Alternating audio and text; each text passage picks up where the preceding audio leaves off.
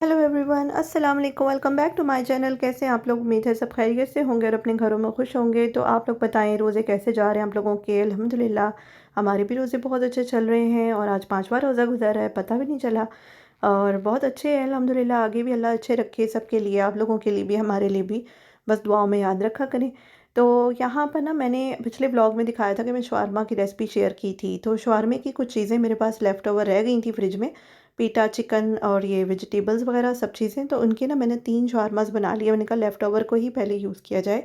तो ऐसे ही फ्रिज में पड़े-पड़े ख़राब हों, ज़ाया हों, अच्छी बात नहीं होती रिस्क को ज़ाया करना। तो मैंने सोचा कि चलो इनको भी ना यूज़ कर लेती हूँ।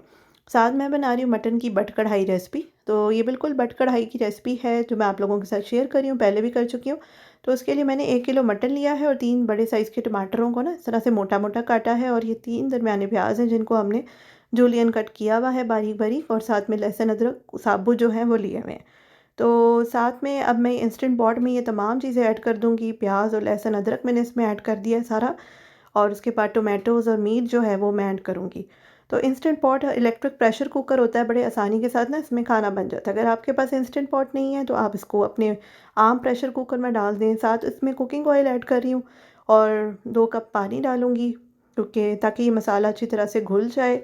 और अब इसमें मैं स्पाइसेस ऐड करूँगी, जिसमें मैं सिर्फ नमक डालूँगी 1 टीस्पून, और फिर डालूँगी रेड चिली पाउडर यानी लाल मिर्च का पाउडर 2 टीस्पून।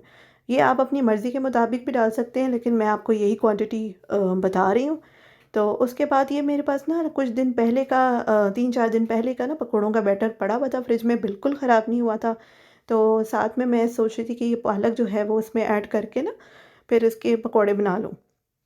तो पालक आपके सामने कुछ दिन पहले मैंने शेयर किया था कि ज़िप-लॉक बैग में ना मैंने इसको स्टोर कर लिया था। कुछ फ्रिज में स्टोर कर लिया था, कुछ फ्रीज़ कर दिया था, तो बड़ी आसानी रहती है।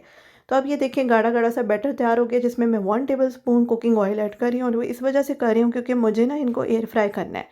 क्योंकि हम लोग फ्राइड आइटम्स अवॉइड कर रहे हैं और इतना ज़्यादा ऑयली खाना हम नहीं खाना चाहते। तो एयर फ्राइड में ये है कि 1 टेबलस्पून में ये पकोड़े तैयार हो जाएंगे, और मैं आपको दिखाऊंगी ये टेक्निक। तो मेरे पास ना ये ट्रेज़ होती हैं एयर फ्राई की, तो मैंने इसके ऊपर ना एलुमिनियम फॉइल लगाई है, और उसके बाद फिर मैं इस तरह से स्पून की मदद से ना पकोड़े जो हैं वो इसमें डाल रही हूँ और इनको फ्राई करूँगी। फॉइल लगाने का फ़ायदा ये है कि मेरी ट्रेज़ जो है वो गंदी भी नहीं होंगी, और बाज़ औक़ात पकोड़ा जब फ्राई होता है तो वो चिपक जाता है। तो अगर मैं उनको स्क्रैच करूँगी तो वो ना मेरी ट्रेज़ जो है वो ख़राब होंगी, क्योंकि ये नॉन स्टिक है। तो फिर फ़ॉइल की मदद से ये होगा कि एक तो ट्रे साफ़ भी रहेगी और दूसरा उसमें कोई स्क्रैच नहीं आएगा।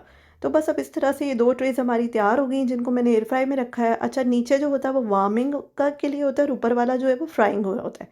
तो पहले मैं ऊपर की ट्रे को तैयार करूँगी और उसके बाद नीचे वाली ट्रे को ऊपर रख दूँगी।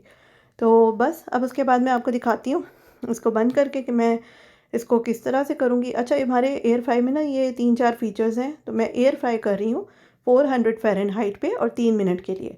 इसमें रोस्ट, बॉयल, बेक सब हो सकता है। तो 3 मिनट के बाद ना फिर मैं इसको टर्न करूँगी जब, और उसके बाद फिर ये 3 मिनट के बाद जब मैं इसको टर्न करूँगी तो 2 मिनट के लिए मैंने इसको टाइम लगाना है। तो बस अब ये देखें ऊपर वाली ट्रे हमारी तैयार हो गई है, और इसका कलर जो है वो आ गया है। अब नीचे वाली वार्मिंग थी तो इसलिए नीचे वाली पे अभी कोई फ़र्क नहीं पड़ा, तो उसको मैंने अभी ऊपर रखना है। तो उससे पहले ना मैं ये निकाल लेती हूँ। तो ये कितना फ़ायदा है, अगर आप लोगों के घर में एयर फ्राई है तो आराम से पकौड़े एंजॉय करें। ज़रूरत नहीं है कि इतना ऑयल यूज़ करें, और इतना मतलब देखें कहीं से लग रहा है कि ये एयर फ्राइड नहीं है, तो एयर फ्राइड हुए हुए हैं। तो ये बिल्कुल फ्राई लग रहे हैं, क्रिस्पी भी हैं, क्रंची भी हैं, और टेस्ट भी बिल्कुल आपका वैसे ही है। तो आराम से 1 टेबलस्पून में ना ये पकौड़े एंजॉय करें। तो रमज़ान में जैसे दिल ही करता है कि अच्छा चटनियाँ वगैरह बनाई होती हैं कि पकौड़े वगैरह खाए जाएँ। एक बचपन से हम ट्रेडिशन देखते आ रहे हैं, हमारा कल्चर होता है कि पकौड़े जो हैं वो ना वो पूरा साल खाई ना खाई रमज़ान में ज़रूर खाने होते हैं। तो एयर फ्राइड की मदद से जो लोग वेट कॉन्शियस होते हैं अ, उनके लिए ये अच्छी चीज़ है। तो अब ये देखें ट्रेस बिल्कुल साफ़ है, ज़रा सा भी इसमें कुछ भी नहीं लगा हुआ। तो ये मेरे लिए आसानी हो गई। ऐसी आसानियाँ हम लोगों ने खुद ही ढूँढनी होती हैं। तो बस अब मैं ना एयर फ्राई के बाद अब आई थी इंस्टेंट पॉट की तरफ। 15 मिनट का मैंने उसको प्रेशर दिया था, तो प्रेशर डन हो गया था, तो मैंने उसकी वो जो स्टीम थी वो निकाल दी है। और अब मैं उसको कढ़ाई में निकाला है मैंने। साथ ये हरा धनिया, हरी मिर्चें और लेमन मैंने काट के रखा हुआ है, ताकि जब बुनाई करनी हो तो मैं ऊपर से डालूँ। तो अब ये देखें थोड़ी सी गाढ़ी होनी शुरू हुई है, तो यहाँ पे ना मैं इसमें धनिया और हरी मिर्चें जो हैं वो ऐड करूँगी। इस तरह से मैंने इसको ऐड करना है।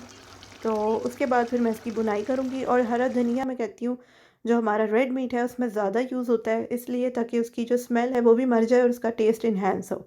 तो साथ में गार्लिक नान जो थे वो मैंने निकाले थे, ये फ्रोज़न नान आराम से मिल जाते हैं। तो उसका ये फ़ायदा है कि आराम से ना मतलब कोई भी आप सालन घर में बनाएं तो ऐसा नहीं है कि बाज़ार से यहाँ पे रोटियां वगैरह आनी कोई इतनी इजी नहीं होती। तो फ्रोज़न का यही फ़ायदा है। अच्छा, अब यहाँ मैं आम का मिल्क शेक बना रही हूँ, तो उसके लिए ना मैंने मैंगो का पल्प मैं आपको दिखाया था, फ्रीज़ भी किया था, फ्रिज में भी रखा हुआ था। तो वो पल्प मैं एक यूज़ कर रही हूँ और साथ में ना मैं इसमें कोई 6-7 कप दूध के डाल रही हूँ। तो क्योंकि मुझे 6-7 ग्लास बनाने हैं तो सिर्फ 2 आम मैंने इस्तेमाल किए हैं, 2 आम का पल्प है ये। तो और कोई चीनी वगैरह ऐड नहीं की इसमें, क्योंकि आम ऑलरेडी थोड़ा मीठा होता है। तो ये मैंगो मिल्क शेक हमारा तैयार हो गया है। और अफ्तार टेबल जो है वो बस अब रेडी हो गई है। खजूरें वगैरह भी मैंने धो के रख ली हैं। और साथ में जो हमारे एयर फ्राइड पकौड़ा हैं वो भी रेडी हैं गर्मा गर्म। तो ये भी देखें बिल्कुल सही है। और साथ हरे धनिए की चटनी, ये मेरी फेवरेट चटनी है। तो साथ में ये शारमस वगैरह हैं। तो बस यही हमारी इफ्तार की टेबल थी। अल्हम्दुलिल्लाह इफ्तारी के बाद हम लोगों ने खाना वगैरह थोड़ा सा खाया। बहुत ज़्यादा भूख तो नहीं लगती फिर, लेकिन ये कि चलो सहरी में काम आ जाएगा ना, थोड़ी आसानी हो जाती है। तो अब मैं इसकी जो रेसिपी है ना कढ़ाई की, वो मैं डिस्क्रिप्शन में भी लिख दूँगी, ठीक है। और उसके बाद फिर मैंने चाय को एंजॉय किया, क्योंकि चाय की तलब ज़रूर होती है इफ्तारी के बाद। तो आई होप आपने आज की वीडियो को एंजॉय किया होगा। अगर आपको मेरी वीडियो अच्छी लगी है तो लाइक करना ना भूलिएगा, चैनल पर न्यू है तो सब्सक्राइब करें, बेल आइकन पर क्लिक करें। दुआओं में बहुत याद रखें, अपना ख्याल रखें। मिलते हैं अगले व्लॉग में। अल्लाह हाफिज़।